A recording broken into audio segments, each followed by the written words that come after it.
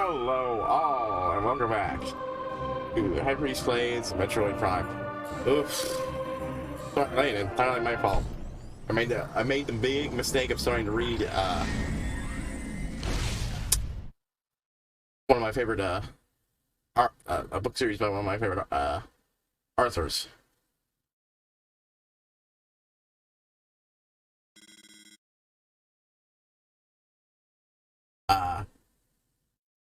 Big fan of stuff.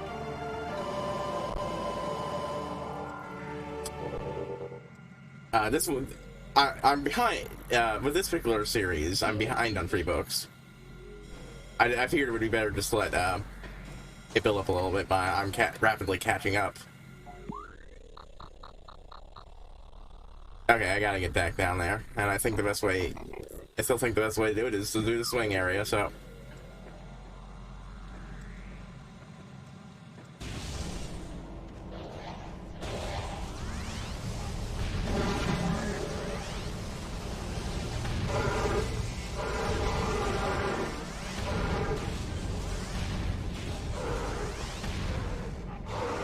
There.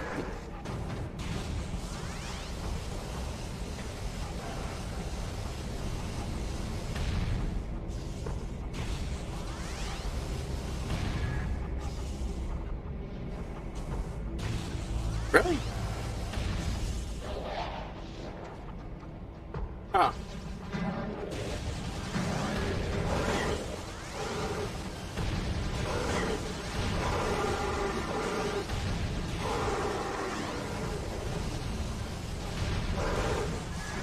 Boom.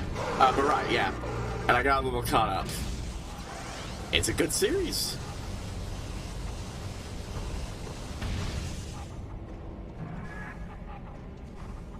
Red Bear well, actually the full series is called Generic Online. It's an lit RPG book, which is not a genre for everyone. Heck, I don't even like most iterations of it.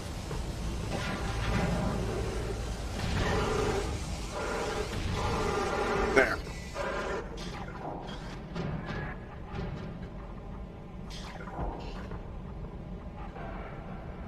Alright, now where is the swinging bomb?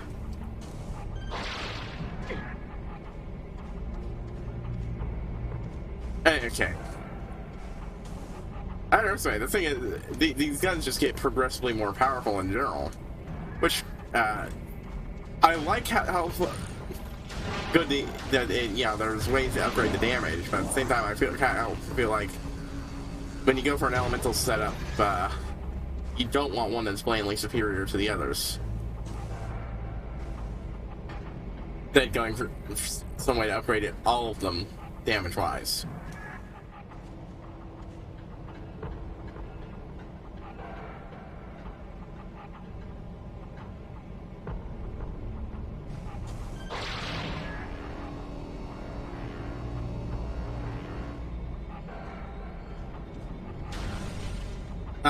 That spin is exactly what I wanted to do, but yeah.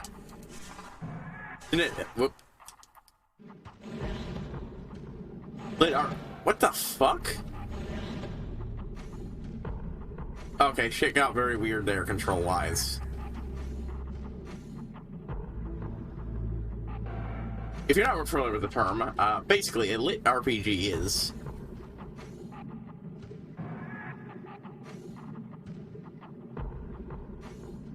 once this liquid makes you drop like a rock.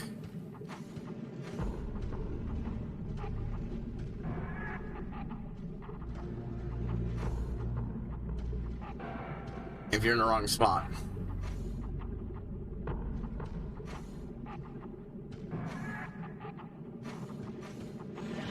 Boom.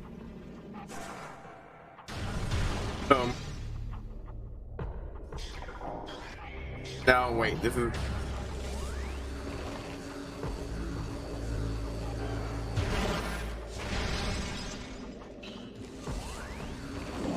That still remains the best way to deal with these fucks. Okay, this is what I want.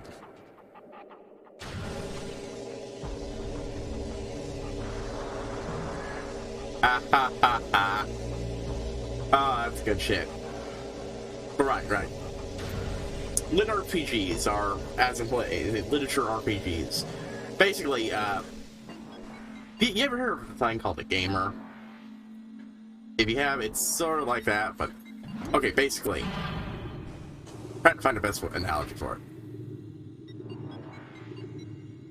There's stories about people who sometimes entire world, sometimes select people, who, for some reason or another, run on a leveling system. It's usually not actually that important.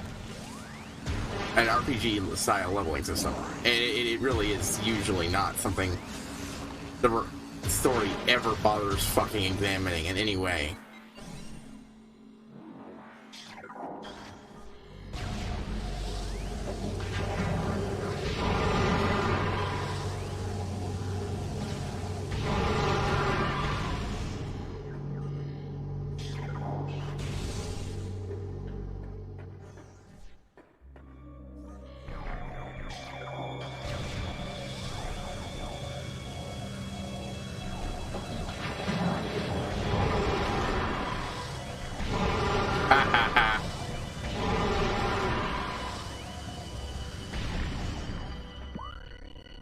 Alright, so, alright,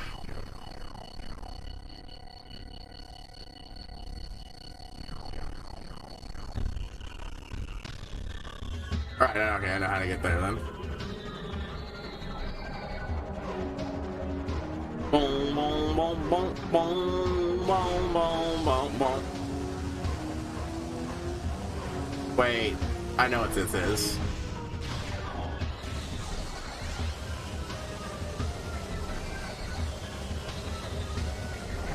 It's a fucking,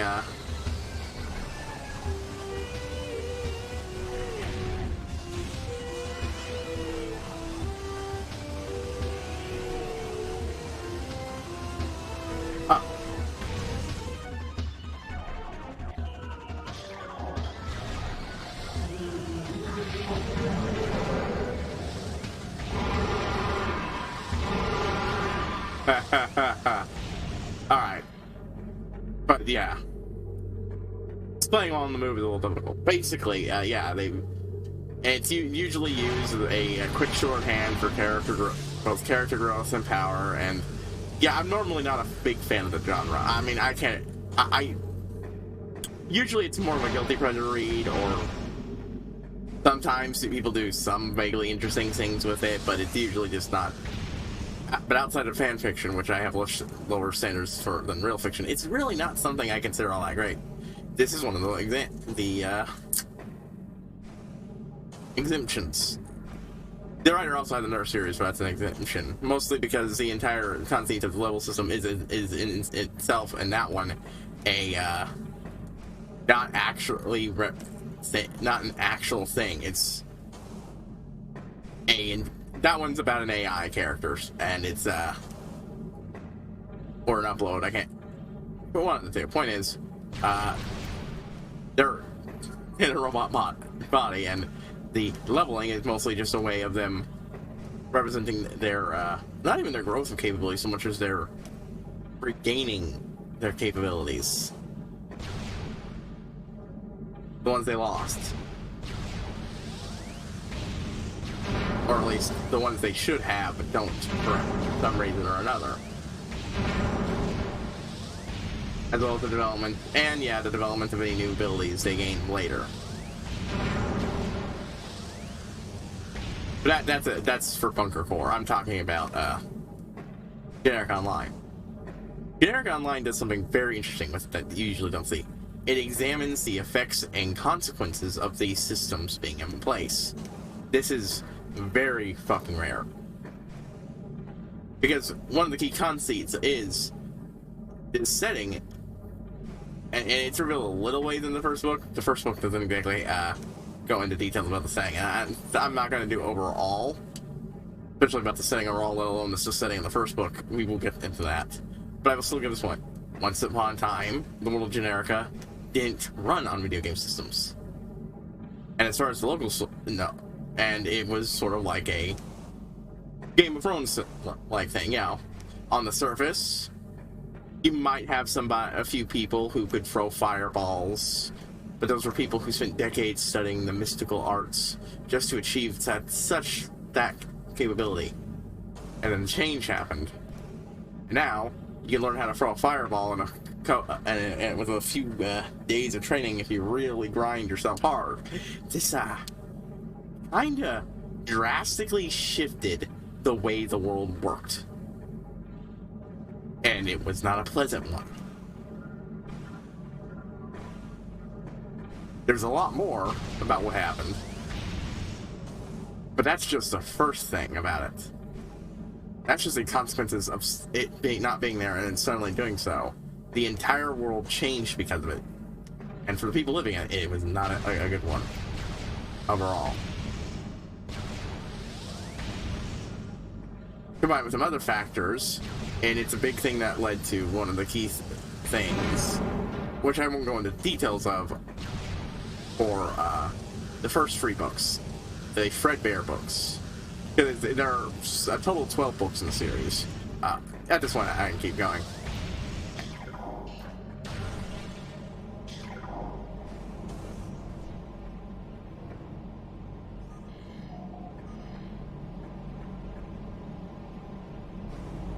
Total of 3 books. A 3-book series.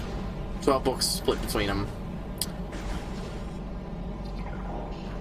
The order of Fredbear 1, 2, 3. Small, Medium, at Large, Dragon Hack, and then Fredbear 4, 5, 6. I mean, technically, Dragon Hack is actually a prequel series, but we will get to that one.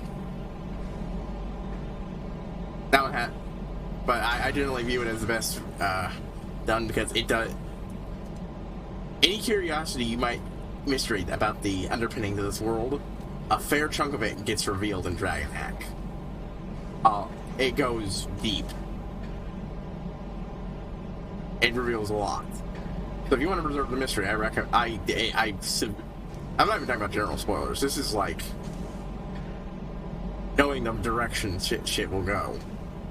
That's it on a lot of levels. It's just, yeah, it's better you don't. But until you read it. But that's Dragon Hack. And then, yeah, the last 3 Fredbear books, because that's A, they were written, and B, it really does work the best that way, in my opinion.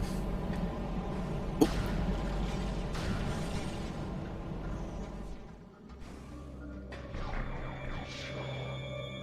The final trilogy of books, Fredbear 4, 5, 6, were being done last year, and they're all finished up now. Actually, saying, I don't know exactly when they finished up this year, but it was this year, so that was it. It's all done. The writer has said, I may come back to this series. I don't know why I didn't lock on there. I still tried my best to hit the fucker. The map. The fucking map.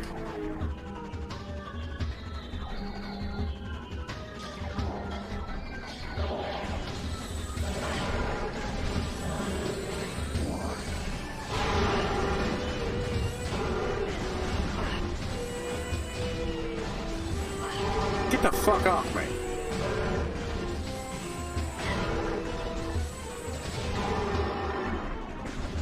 Rendering these fucks immune to my shit is very irritating. Okay. Very irritating. Right?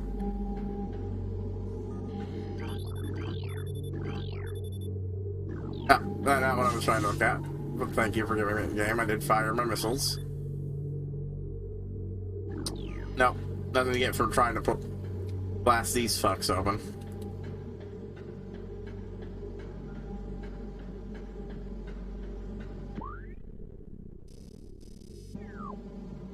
Ah.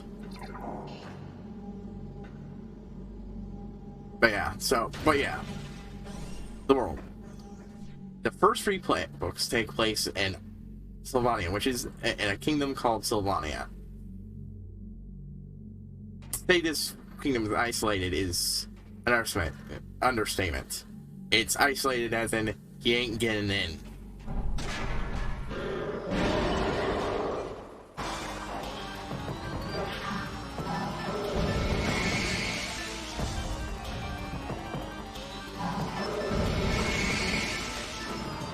Oh.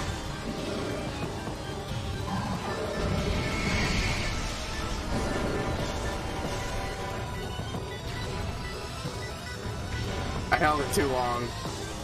Boop, boop.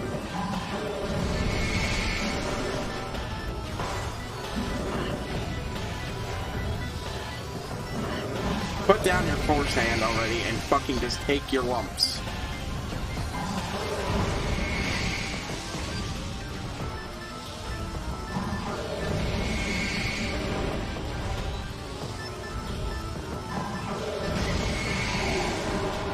There. I used more of the missile pods than I thought I would. Yep, that takes care of all these guys though.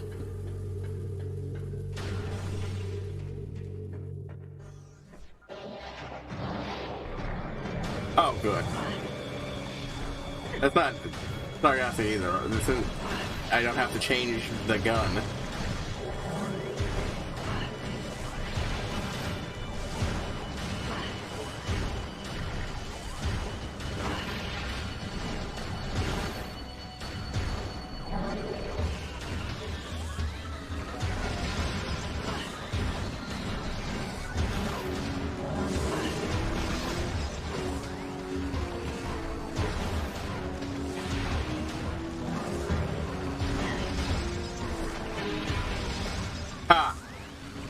Okay, it wasn't a perfect strategy, but I managed to freaking...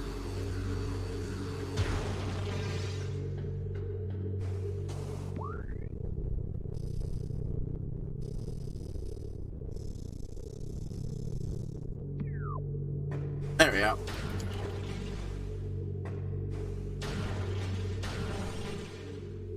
I could really use the missile fill-up station right about now. Anyways, well, I shoot these guys from the safety of my cover. Right. It is literally isolated from the outside world. I won't go into the mechanics of how that works, but basically, ain't nobody getting in or out.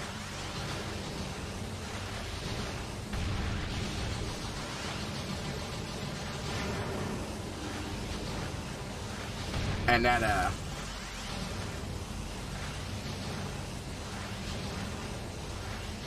Ooh.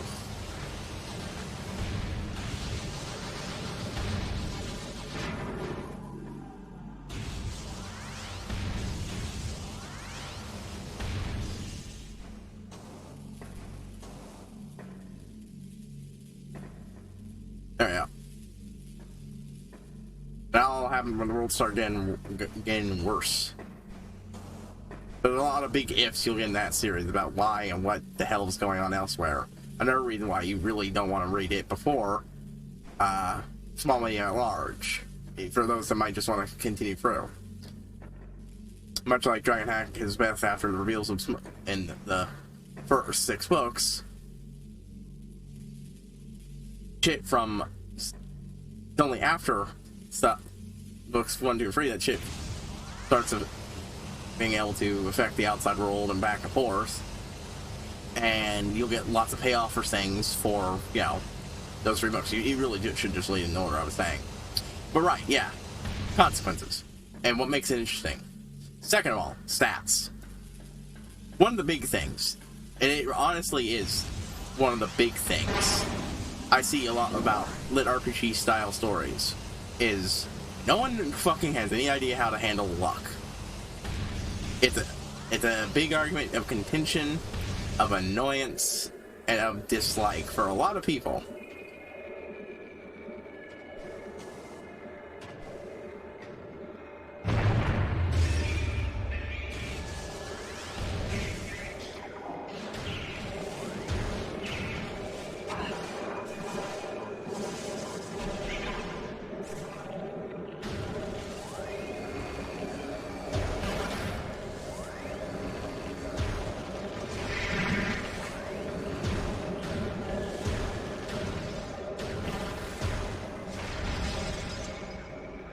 Alright, what an asshole. Cut the lights in here.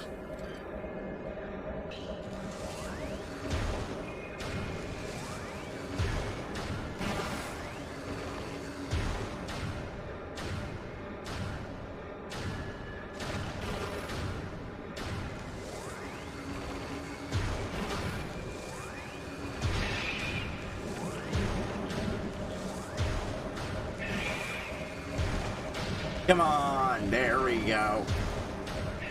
Break. Ah, finally.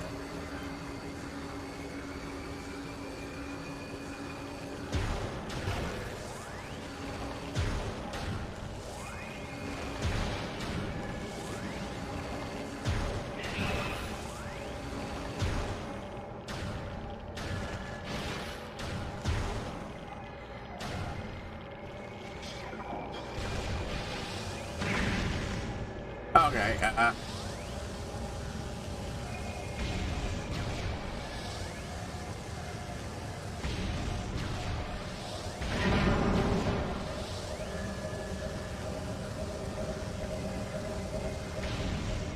dang it, game, I could use fucking more missile pods and shit. Okay.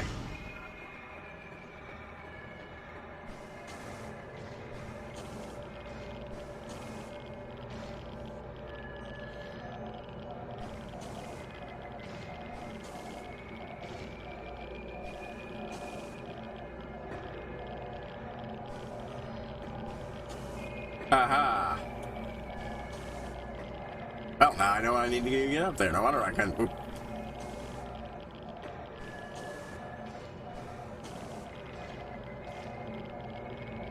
But yeah, the luck stat matters.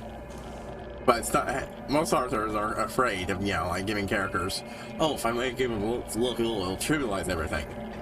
Here, luck stat really matters. But because it also ties into the fact that this person handles stats very, very well. Oh, fuck you.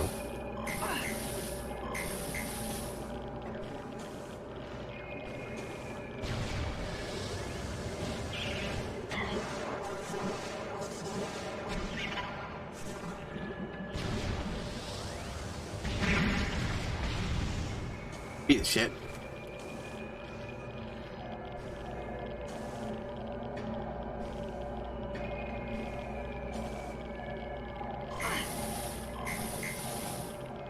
Yeah, okay, I need to just be patient. Okay.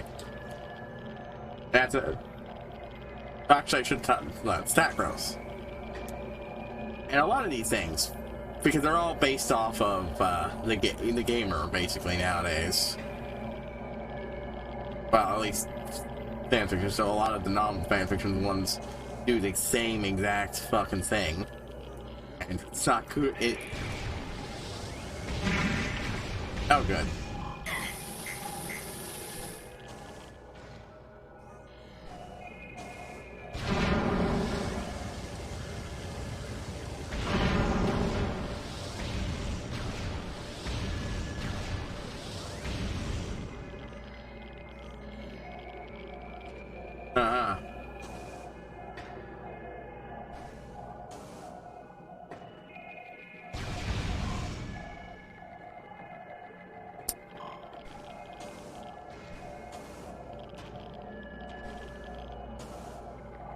Oh, almost didn't make it.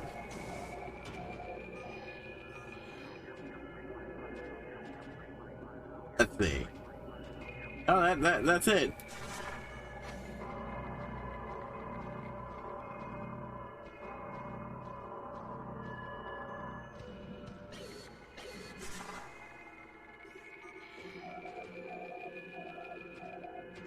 Just need to be able to see the floor. God, I hate when these fuckers turn off the fucking lights.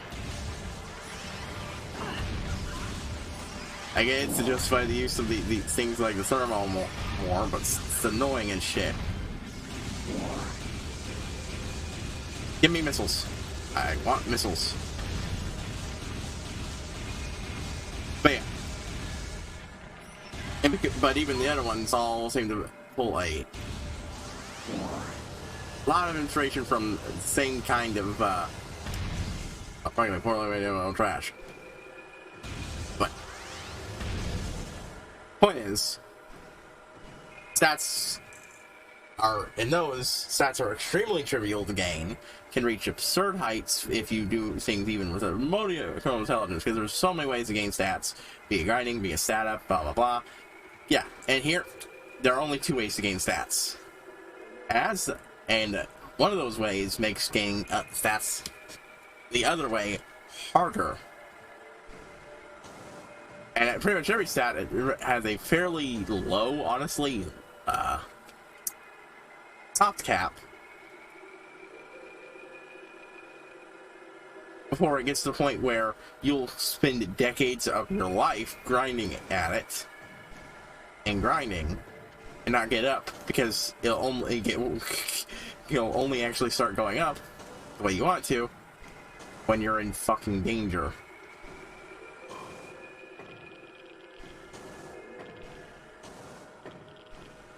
Rewards for good. Oh, whoop.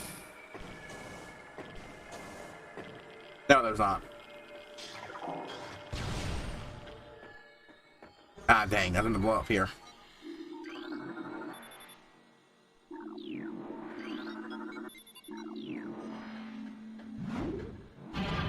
All right. This works very well with the way the world building works.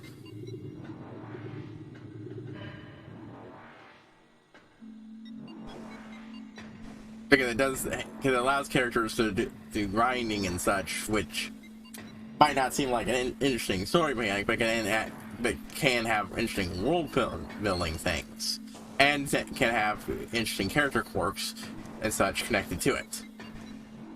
Things people have to deal with, to do things and so on and so forth, because it's a smart thing to do. But at the same time, after a certain point, you're not going to get it up anymore unless you put yourself in a situation where you can get hurt, and then later where you can die. That's just about it. Which casually takes care of the whole problem lots of people that I've seen have when they're afraid that put a luck stat in their story would wreck things, or they do, deliberately sabotaging in ways that don't make sense. No. Not only is luck an important part of the verse and story. Wow, okay, I have not made the progress I thought it was. I honestly thought I would be done with this. Oh, also, those changes I was experimenting with, yeah, they actually did the opposite, because there was one thing I didn't quite get. I changed that back, but still adjusted it to something I knew how to more properly adjust. Ah, this is the phase on Fungus Farm.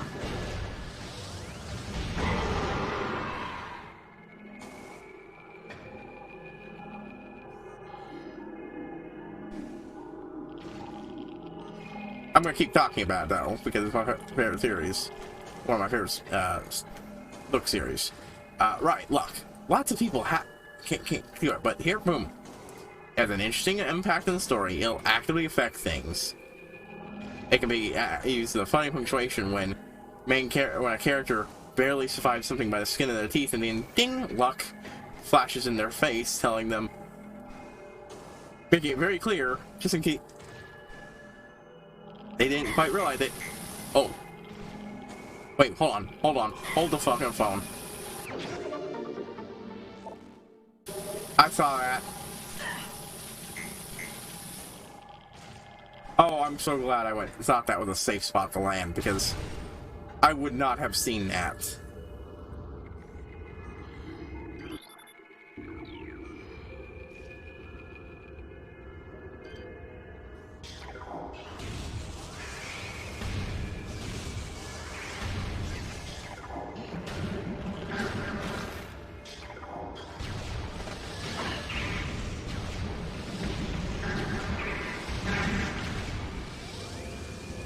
There we go. Okay, well.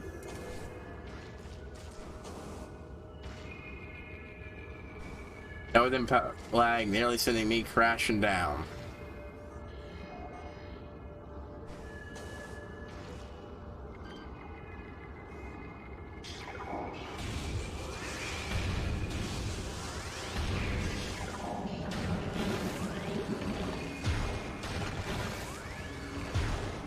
Yeah, not risking this thing getting out.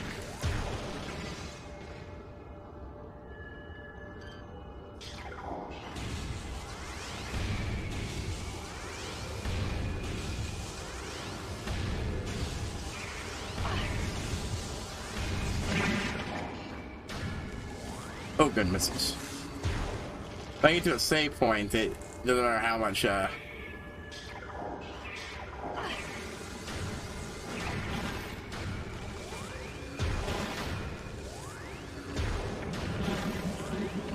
die.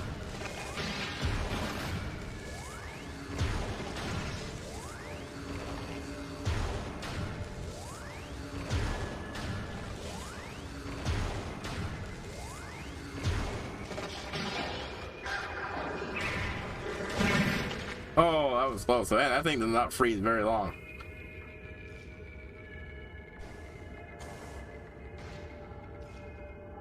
Is there anything down there?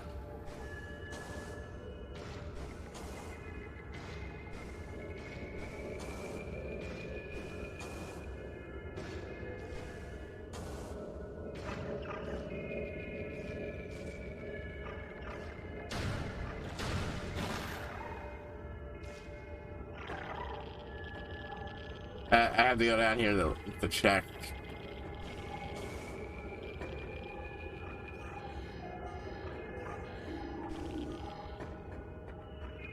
You never know what sort of secrets are lying about.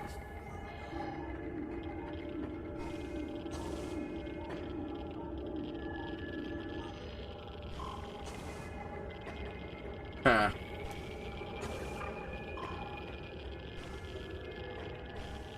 Okay. I'm back to start so I can get back up there. Right. But luck not only is central to a lot of things, it's in the story, but it never gets OP or power. Even the people with lots of luck, well, it doesn't fucking guarantee shit.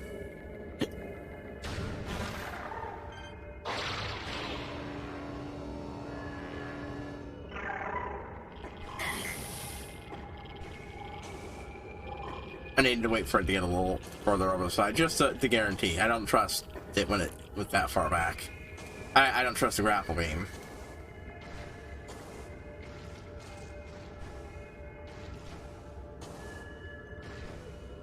Anyways, yeah. But having a low luck, oh, that can be a disaster. And just like in a lot of fiction, some races don't have a lot of luck, naturally.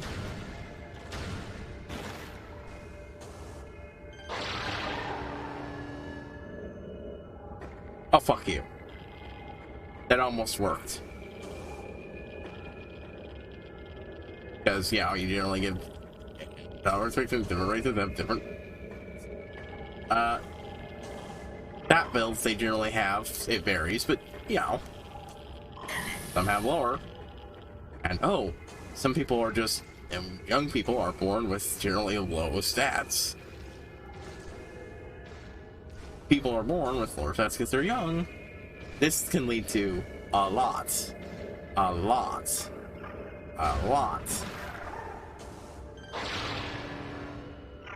problems. So it's good shit that affects the story is important, affects it and is important the story. And that same goes for all the stats. You can be incredible, even when you have incredibly high stats, they don't guarantee perfect stats. You can be incredibly wise and still miss shit because just you're missing something somewhere else. Incredibly charismatic and still talk yourself into stupid shit. Put yourself into situations where you're in big trouble. Yeah, okay.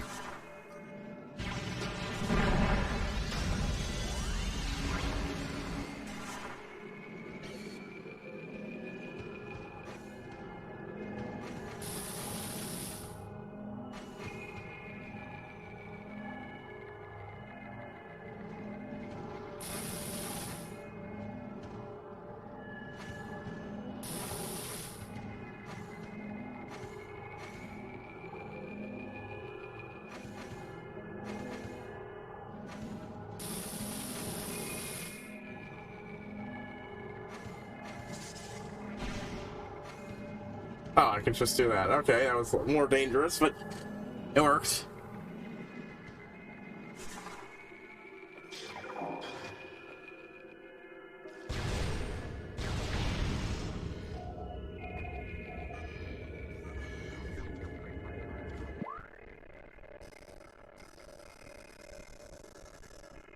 I am not seeing any pre-built save spots. That better be one up there. I'm gonna need one soon.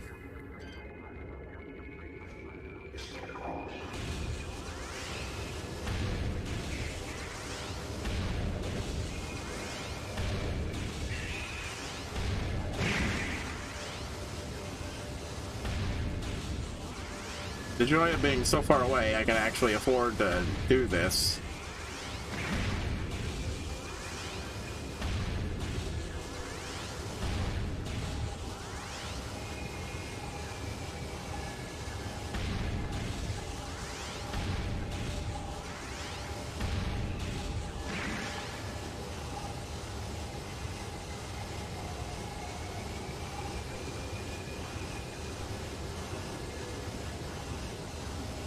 Let's see.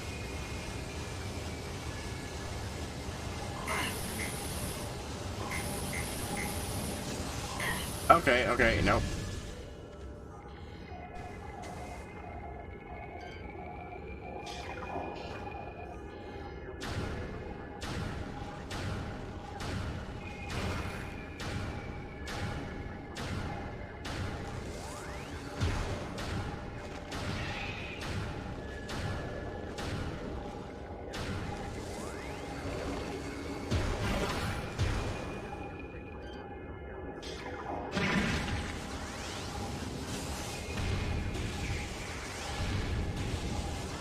Boom, boom. Right, yeah.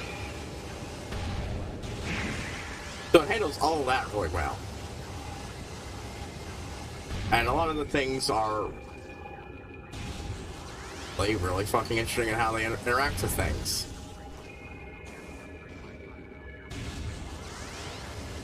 These are people who are actively trying to cheat. One of the big important things is everybody is actively trying to cheese this system. And that's part of what makes the setting feel so good, because, like, why the fuck wouldn't they be? And a lot of these settings, it often feels like, you know, a lot of the people who should be doing stuff like this aren't, and it makes no bloody sense.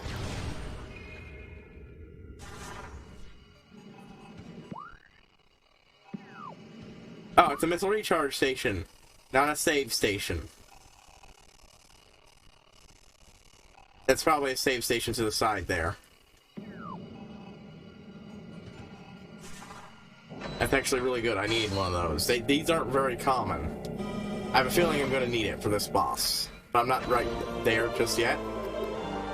And I'm going to honestly use these up a lot, because once this session is over, it's going to be it for tonight.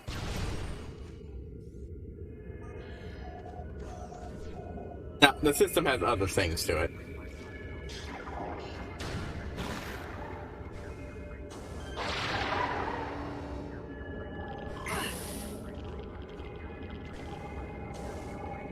That's annoying. Very annoying. Thank God I got so much health.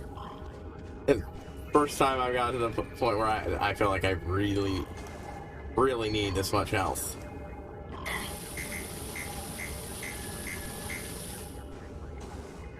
But yeah, a lot of the world building is really thought out. There's a lot of shit that just interestingly affects things because of how it interacts with the motivations of who people are and why they do things. It makes people in the world feel real and fleshed out. Fuck you, you piece of shit.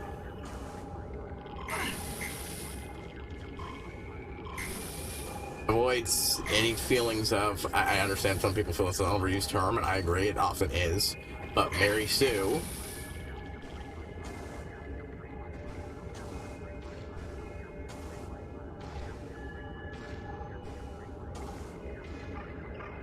always given. There's the setting is one with give and take and such.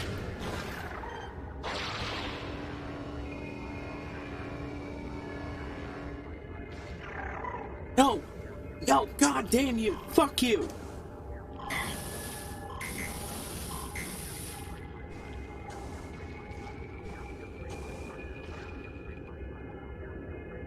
Alright, you know what?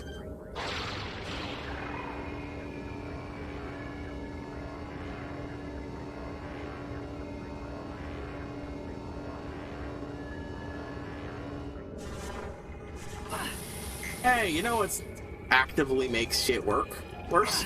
Having my shit turn off on me.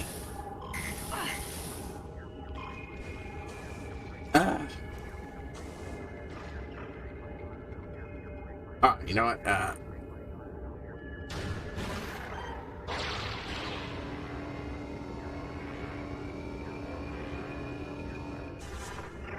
Fuck you!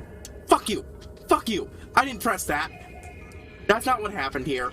I did not fucking... I did not press the release. I did while I was scrambling to try to fix it.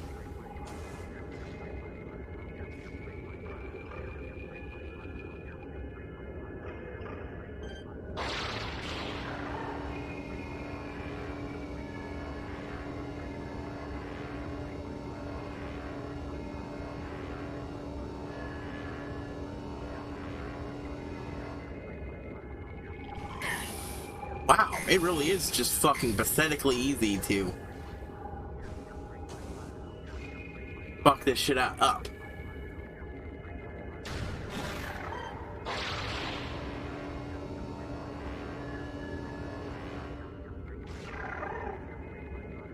Alright, okay, so what I need to do is wait for it to...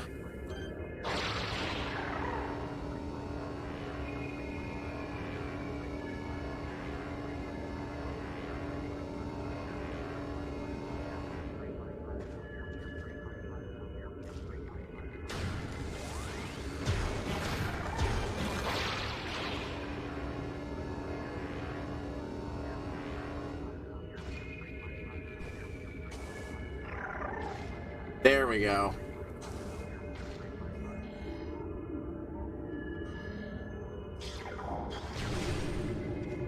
God, oh good. I'm actually in a well-lit area again. Oh, hate.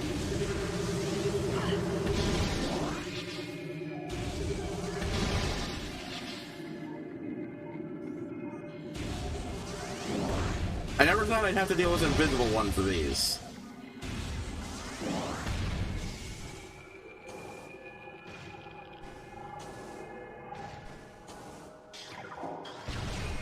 There.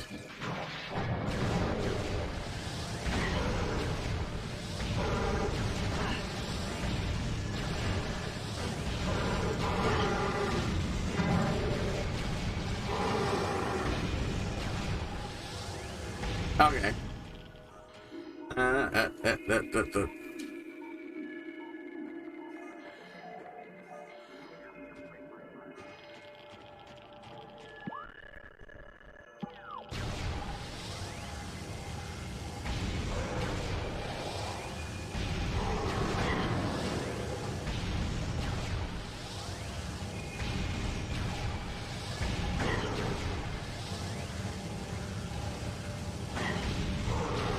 Carefully sniping this out, but yeah, they carefully inform the world, and it shapes things in interesting ways. That's the big thing. All of it's in service of the world building or the story.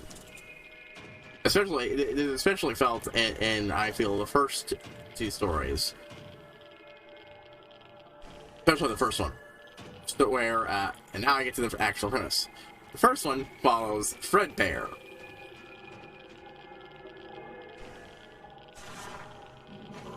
Who is Fredbear? Well, he's a white bear. One who's been granted life through magic that... Oh, that's... Okay. Okay, I know I did wrong there. Through life. And is only for saved via a lot of luck, even while having low luck. And this is just the first chapter or two, so I feel like it's safe to say this without even in the spoilers. Via a lot of luck, because it's the creator's daughter thinks, well, that it's her pop's birthday gift.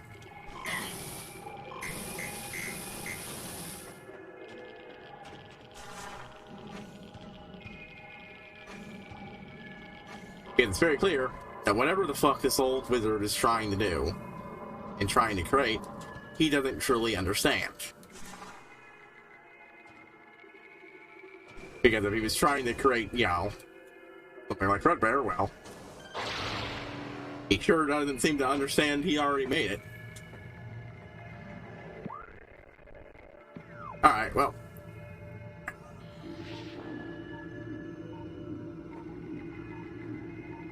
Yeah, no, that's just gonna unlock the door.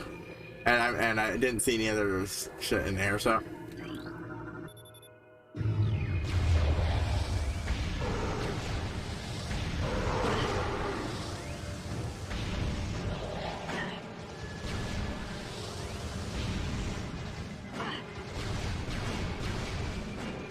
Okay, I think those, yep, these are Thunder guys.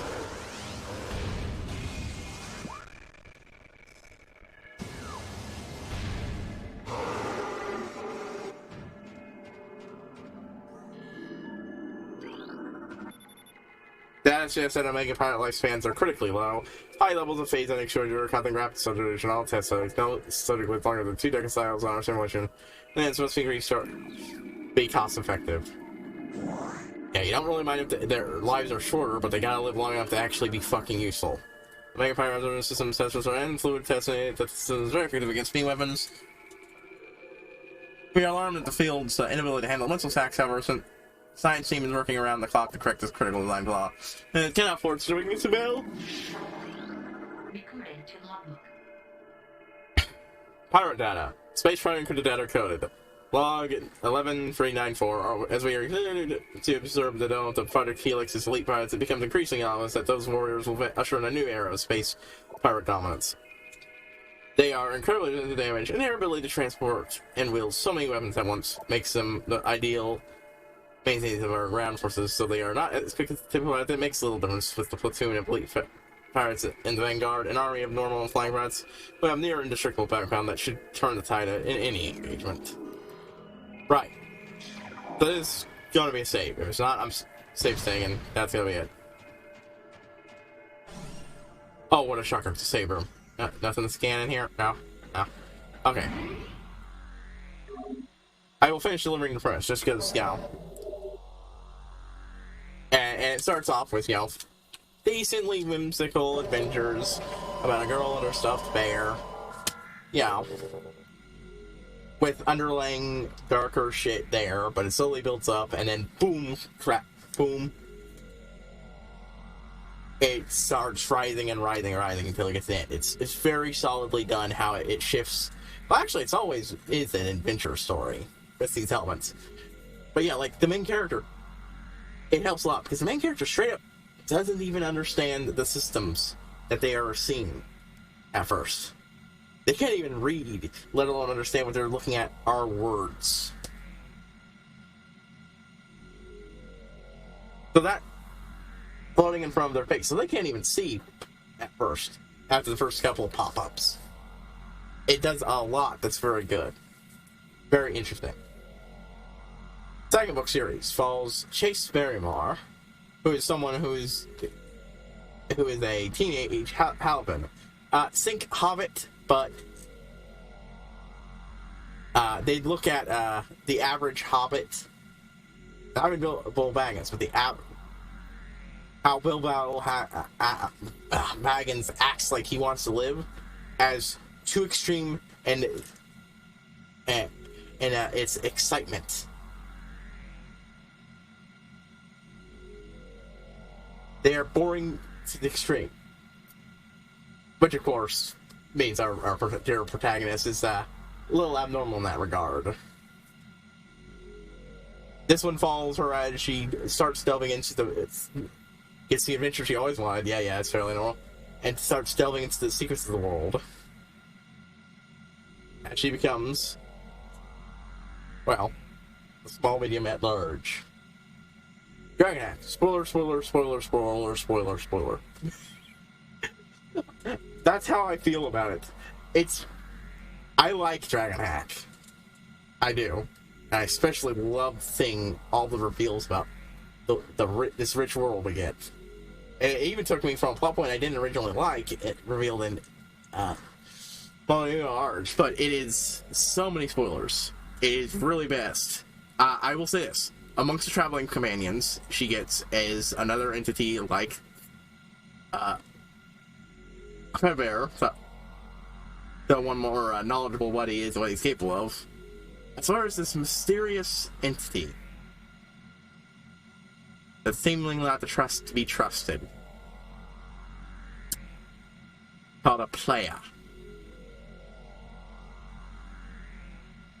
And that, yeah, it leads some good places. Books 4, 5, and 6, well, the big thing is this. Been a while. Shit's happened in the world. And while a lot of things have been going great for our friends back home, now, not everything, and slowly but surely there have been problems slowly building up. And things that you didn't quite realize were not so great for certain characters become increasingly easier. I'm still very early on, but it's very good. It's got me entranced. We're already in the middle of what I can tell is a Gambit pile-up. And while I am not read into Terry Pratchett work, I've heard that some of the story bits we see here we need to capture at least a little bit. It's not something they say about the story overall, but occasionally you'll get a side bit that I've heard is definitely feeling like a little bit like something you can find in one of Pratchett's work. But yeah, it's a rich world with a lot of world building into it. A lot of fun.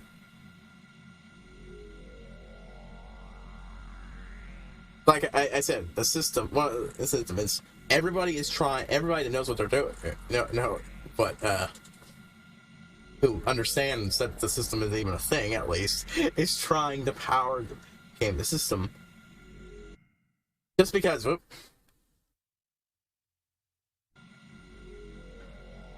that's what you're supposed. Well, everybody understands, and with any ambition whatsoever, even helping others, trying to power the system, because why the fuck wouldn't you? Even if you aren't a little bitty munchkin who drives on the perks of the system, other people are out there, and they might not be inclined towards you. It really does a lot to make the world feel rich and interesting, and I love it. But it does help. Again, it eases you in to the shit with the first 3 books. I really recommend it because, well, yeah, it's a good way to learn how to work, but also starts off very lovable, very soft, very cute, with only occasional glimpses of oh no.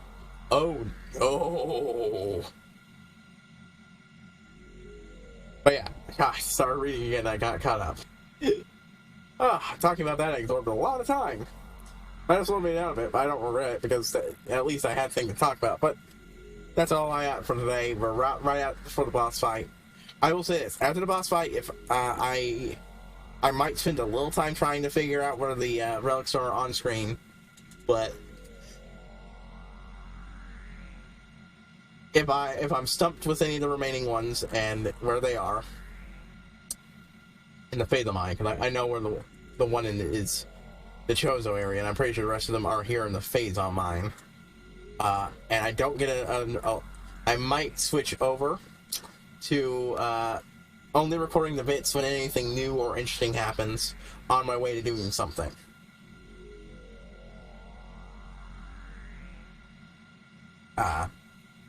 Like getting a missile pod and such.